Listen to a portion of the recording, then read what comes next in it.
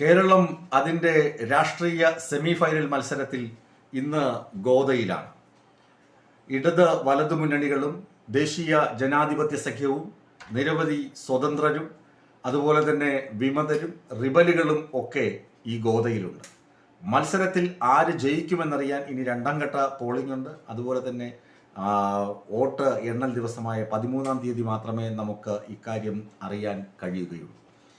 ഒന്നാം ഘട്ട തെരഞ്ഞെടുപ്പ് നടക്കുന്നത് തിരുവനന്തപുരം, കൊല്ലം, കോട്ടയം, അങ്ങനെ എറണാകുളം വരെയുള്ള 7 ജില്ലകളിലാണ്. ഇതിൻ്റെ ഒരു പ്രാഥമിക കണക്ക് ഇങ്ങനെയാണ്: തിരുവനന്തപുരം, കൊല്ലം, പത്തനംതിട്ട, ആലപ്പുഴ, കോട്ടയം, ഇടുക്കി, എറണാകുളം ജില്ലകളിലാണ് ഇന്ന് വിധിയെഴുത്ത് നടക്കുന്നത്.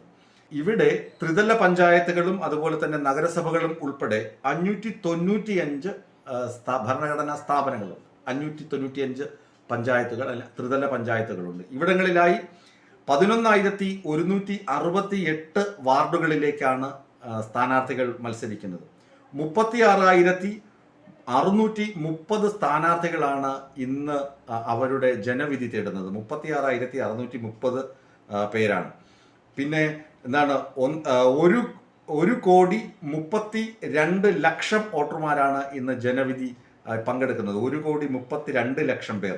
ഇന്ന് പോളിംഗ് ബൂത്തുകൾ 15,432 പോളിംഗ് ബൂത്തുകൾ. ഇതിൽ 430 പോളിംഗ് ബൂത്തുകൾ പ്രശ്നബാധിത ബൂത്തുകളായി പ്രഖ്യാപിച്ചിട്ടുണ്ട്. ഇതൊരു സ്ഥിതി വിവര കണക്കാണ്. അതായത് 36,630 സ്ഥാനാർത്ഥികൾ ജനവിധി തേടുന്നു. ഇടതുമുന്നണി, വലതുമുന്നണി, ദേശീയ ജനാധിപത്യ സഖ്യം, സ്വതന്ത്രർ, റിബലുകൾ, അങ്ങനെ പലരും ഉണ്ട് മത്സര രംഗത്ത്. ഇനി കാറ്റ് ഏത് ദിശയിലായിരിക്കും എന്നൊരു കണക്കെടുപ്പ് നമുക്കുണ്ടാകുമല്ലോ. ഈ ജില്ലകളിലൊക്കെ പ്രചരണം നോക്കിയാൽ, ഇലക്ഷൻ പ്രചരണം ഉണ്ടല്ലോ, സ്ഥാനാർത്ഥികളുടെ പര്യടനം, ഇലക്ഷൻ പ്രചാരണം, ഇതൊക്കെ വച്ച് നോക്കുകയാണെങ്കിൽ UDF ഒരു പടി മുന്നിലായിരുന്നു. സ്ഥാനാർത്ഥികളെ നേരത്തെ പ്രഖ്യാപിച്ചു, നേരത്തെ തന്നെ പ്രചാരണം ആരംഭിച്ചു.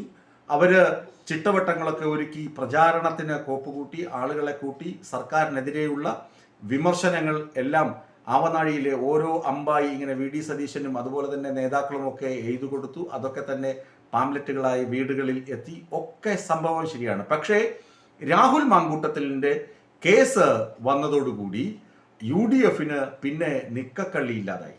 UDFന് എന്തു പറഞ്ഞാലും ഒന്നും നിലനിർത്തുന്ന തരത്തിൽ, അല്ലെങ്കിൽ ഇതാണ് ശരി എന്ന് സ്ഥാപിച്ചെടുക്കുന്ന തരത്തിൽ വാദിച്ച് വിജയിക്കാൻ ജനങ്ങൾ അനുവദിച്ചില്ല എന്നതാണ് വാസ്തവം. കാരണം ജനങ്ങൾ രാഹുൽ മാങ്കൂട്ടത്തിൽ ചെയ്തത് ശുദ്ധ തെമ്മാടിത്തരമാണ് എന്ന് വിധിയെഴുതി. ഇവർ എന്ത് സ്ത്രീ സുരക്ഷയാണ് പറയാൻ? ഇവരിൽ ആരൊക്കെ, രാഹുൽ മാങ്കൂട്ടത്തിൽ വാ തുറന്നാൽ ഇനി ഏതൊക്കെ നേതാക്കളാണ് കുടുങ്ങുക എന്ന് പോലും വ്യക്തതയില്ല. കാരണം പല നേതാക്കൾക്കും ഇക്കാര്യത്തിലൊക്കെ പങ്കുണ്ട് എന്ന തരത്തിൽ തന്നെയാണ് ജനങ്ങളുടെ വിശ്വാസവും ബോധ്യവും. അത് വിധിയെഴുത്തിൽ പ്രതിഫലിക്കും എന്ന കാര്യത്തിൽ ഒരു തർക്കവും വേണ്ട UDFന്. അവർക്ക് അതിൽ വലിയ ഭയവിഹ്വലത UDF ക്യാമ്പുകളിൽ ഉണ്ട് താനും. പ്രത്യേകിച്ച് തിരുവനന്തപുരം ജില്ലയിലും എറണാകുളം ജില്ലയിലുമൊക്കെ ഇതിൻ്റെ അലയൊലികൾ ഇതുവരെ കെട്ടടങ്ങിയിട്ടില്ല. ഇനി അവർ സർക്കാരിനെതിരെ കൊണ്ടുവന്ന വിമർശനങ്ങൾ, ഒരു വിമർശനവും ക്ലച്ച് പിടിക്കാത്ത വിമർശനങ്ങളായിരുന്നു എന്നതാണ് പരമമായ സത്യം. സർക്കാരിൻ്റെ വികസന പദ്ധതികളും ക്ഷേമ പദ്ധതികളും അട്ടിമറിക്കാൻ ശ്രമിച്ചതല്ലാതെ ഇവർ യാതൊന്നും ചെയ്തിട്ടില്ല. ഇവരിനി പറയുന്നത് ശബരിമലയിലെ വിഷയം പറയും. പക്ഷേ അപ്പോൾ കൂടി ശബരിമലയിലെ ഈ പ്രത്യേക അന്വേഷണ സംഘം അറസ്റ്റ് ചെയ്ത ഒരാളെയും പിന്തുണച്ച് ഒരു പാർട്ടിക്കാരും, പ്രത്യേകിച്ച് CPM അല്ലെങ്കിൽ CPI രംഗത്തെത്തിയിട്ടില്ല. അന്വേഷണത്തിന്റെ വഴിക്ക്, നിയമത്തിന്റെ വഴിക്ക്. പിന്നെ ഈ അന്വേഷണത്തിന് പിന്തുണ കൊടുക്കുന്ന ആഭ്യന്തരമന്ത്രി ആരാണ്? മുഖ്യമന്ത്രി പിണറായി വിജയൻ തന്നെയല്ലേ. അന്വേഷണത്തിന്, ശബരിമലയിലെ സുരക്ഷയ്ക്കും അതുപോലെ തന്നെ ഇപ്പോൾ മണ്ഡലകാലം നടക്കുകയാണ്, സുരക്ഷയ്ക്കും അതുപോലെ തന്നെ ഈ കേസന്വേഷണത്തിനും എല്ലാവിധ പിന്തുണയും നൽകുന്നത് ഇടതുമുന്നണി സർക്കാരല്ലേ.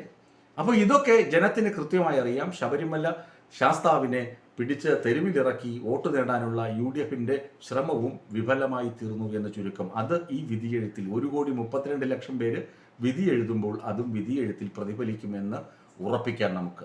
ഇനി ദേശീയ ജനാധിപത്യ സഖ്യം BJP ആദ്യമേ തന്നെ കല്ലുകടിയാണ്. പലയിടങ്ങളിലും സ്ഥാനാർത്ഥികളെ നിർത്തിയത് ശരിയായില്ല, ഇവരല്ല സ്ഥാനാർത്ഥിയായി വരേണ്ടത് എന്ന തരത്തിലുള്ള പ്രചരണമുണ്ട്. പല ഇടങ്ങളിലും കോൺഗ്രസ് ലോയലുകളെ, കോൺഗ്രസുമായി ചേർന്ന് നിൽക്കുന്ന, പ്രത്യേകിച്ച് തിരുവനന്തപുരത്ത് മുടവൻമുകൾ വാർഡിലൊക്കെ കോൺഗ്രസ് കുടുംബത്തിൽ നിന്നാണ് BJP സ്ഥാനാർത്ഥി വന്നിരിക്കുന്നത്. അവിടെ നിയമമണ്ഡലം വൈസ് പ്രസിഡന്റൊക്കെ ഈ പാർട്ടിയിൽ നിന്ന് തന്നെ, പാർട്ടി ആ, പാർട്ടിയുടെ എന്താണ് നേതൃത്വ നിരയിൽ നിന്ന് തന്നെ അവര് പിന്മാറിയ അവസ്ഥ ഉണ്ടായിട്ടുണ്ട്. അങ്ങനെ ബി ജെ പി വികസിത കേരളം, വികസിത തിരുവനന്തപുരം എന്നൊക്കെ പറഞ്ഞ് മുന്നോട്ട് വന്നെങ്കിലും ബി ജെ പിക്കും കനത്ത തിരിച്ചടി. BDJS പലയിടങ്ങളിലും ബി ജെ പിയെ അനുകൂലിക്കുന്നില്ല. അതുപോലെ തന്നെ ബി ജെ പിക്കാരെ RSSകാർ അംഗീകരിക്കുന്നില്ല. അങ്ങനെയുള്ള കുറേയധികം പ്രതികൂല ഘടകങ്ങൾ ബി ജെ പിയെയും വല്ലാതെ വലയ്ക്കുന്നുണ്ട്. തിരുവനന്തപുരം കോർപ്പറേഷന്റെ പശ്ചാത്തലം നോക്കുകയാണെങ്കിൽ 101 വാർഡുകൾ ഉള്ള സ്ഥലത്ത് ഇപ്പോൾ മുഖ്യപ്രതിപക്ഷം ബി ജെ പി ആണ്. പക്ഷേ അവർക്ക് ജയിച്ചു കയറാൻ പറ്റുന്ന സ്ഥലങ്ങളിൽ പോലും അവർക്ക് വലിയ പ്രതീക്ഷ നഷ്ടപ്പെട്ട, അല്ലെങ്കിൽ പ്രതീക്ഷ വച്ചു പുലർത്താൻ കഴിയാത്ത ഒരു സ്ഥിതിവിശേഷമാണ് ഉള്ളതെന്ന് പകൽ പോലെ വ്യക്തമാണ്. അവരുടെയും കാര്യം കട്ടപ്പുകയാകുമെന്ന കാര്യത്തിൽ ഒരു തർക്കവും വേണ്ട. ജനങ്ങളുടെ വിധിയെഴുത്ത് അങ്ങനെ തന്നെയാകും. ഇനി ഇടതുമുന്നണിയുടെ പ്രചാരണം, അവര് ഇലക്ഷൻ പ്രഖ്യാപിച്ച് കഴിഞ്ഞതിന് ശേഷമാണ് സ്ഥാനാർത്ഥികളെ നിർത്തിയത്. ചിലയിടങ്ങളിൽ വിമതരും റിബലുകളും ഒക്കെ ഇടതുമുന്നണി സ്ഥാനാർത്ഥികളെയും CPM സ്ഥാനാർത്ഥികളെയും ഒക്കെ അലട്ടുന്നുണ്ട്. അവരുടെ വിജയസാധ്യതയൊക്കെ ചോദ്യം ചെയ്യുന്നുണ്ട്. പ്രത്യേകിച്ച് തിരുവനന്തപുരത്ത് ഉള്ളൂരുണ്ട്, അതുപോലെ മറ്റ് ചില പഞ്ചായത്തുകളിലുള്ള സ്ഥാനാർത്ഥികളുണ്ട്. അങ്ങനെ പല സ്ഥലങ്ങളിലും ഇടതുമുന്നണിക്കും റിബലുകളും വിമതരുമൊക്കെ ഭീഷണി ഉയർത്തുന്നുണ്ടെങ്കിലും ഇടതുമുന്നണിയുടെ ചിട്ടയോടുകൂടിയുള്ള പ്രവർത്തനം, വീടാന്തരം കയറിയിറങ്ങി പറയുമ്പോൾ അവർക്ക് മനസ്സിലാകുന്നുണ്ട് സർക്കാരിൻ്റെ ക്ഷേമ പദ്ധതികളെക്കുറിച്ച്. പിന്നെ ഈ പ്രചരണ ഘട്ടത്തിൽ ഏറ്റവും എടുത്തു പറയാനുള്ള കാര്യമെന്ന് പറഞ്ഞാൽ ഈ ക്ഷേമ പെൻഷൻ, അതുപോലെ തന്നെ ലൈഫ് ഭവന പദ്ധതിയിലൂടെ വീട് കിട്ടിയ ആളുകൾ, ക്ഷേമ പെൻഷൻ, അതുപോലെ തന്നെ ആശാ വർക്കർമാർ, അവർക്ക് 1000 രൂപ കൂടുതൽ കൊടുത്തു. SUCയുടെ സമരമൊക്കെ പൊട്ട സമരമാണെന്ന് വിധി എഴുതി ആശമാർ തന്നെ സമരത്തിൽ നിന്ന് പിന്നോട്ട് പോയ അവസ്ഥയൊക്കെ നമ്മൾ നേരിട്ട് കണ്ടതാണ്. അവരുൾപ്പെടെയുള്ള ആളുകൾ പാർട്ടി നോക്കാതെ, അവർക്ക് വേറെ പാർട്ടിയൊക്കെ ആയിരിക്കാം, പക്ഷേ പാർട്ടിയോ ജാതിയോ മതമോ വർഗമോ നോക്കാതെ അവരിറങ്ങി ഇടതുമുന്നണി സ്ഥാനാർത്ഥികൾക്ക് വോട്ട് ചെയ്യണം. കാരണം ഞങ്ങൾക്ക് ഇത്രയധികം ആനുകൂല്യങ്ങൾ ലഭിച്ചു, നമ്മുടെ നാടിന് ഇത്രയധികം വികസനങ്ങൾ ഉണ്ടായി എന്ന് അവർ ക്യാമ്പയിനിന്റെ ഭാഗമായി സ്വതന്ത്രമായി അവർ സ്ഥാനാർത്ഥികൾക്ക് വേണ്ടി ഇറങ്ങി ക്യാമ്പയിൻ നടത്തുന്ന കാഴ്ച മിക്കവാറും എല്ലാ വാർഡുകളിലും കാണാൻ കഴിഞ്ഞു എന്നുള്ളതാണ്. തിരുവനന്തപുരത്ത് പേട്ടയിൽ SP ദീപക് വളരെ സുശക്തമായ പ്രകടനമാണ് കാഴ്ചവെച്ചത്.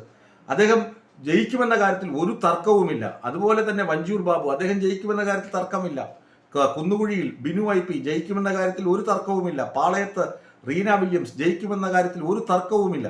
കാരണം അത്രമാത്രം കൃത്യമായാണ് അവർ പ്രവർത്തനം അല്ലെങ്കിൽ ആളുകളുമായി ഇടപഴകിയതും പ്രവർത്തനം മുന്നോട്ട് കൊണ്ടുപോയതും. ഏതായാലും ഈ 595 ഈ ത്രിതല പഞ്ചായത്ത് സ്ഥാപനങ്ങളിലേക്കുള്ള വോട്ടെടുപ്പ് ഇപ്പോൾ പുരോഗമിച്ചു കൊണ്ടിരിക്കുകയാണ്. വൈകുന്നേരം 6 മണി വരെയാണ് വോട്ടെടുപ്പ്. 1,32,00,000 പേർ വിധിയെഴുതുന്ന ഒന്നാം ഘട്ട പോളിംഗിൽ എൻ്റെയും അതുപോലെ തന്നെ ഞങ്ങളുടെ ടീമിൻ്റെയും ഒരു അനുമാനം അനുസരിച്ച് ഇടതുമുന്നണിക്ക് അനുകൂലമായ ഒരു തരംഗമാകും ഈ 7 ജില്ലകളിലും ഉണ്ടാവുക എന്നതിൽ ഒരു തർക്കവും വേണ്ട.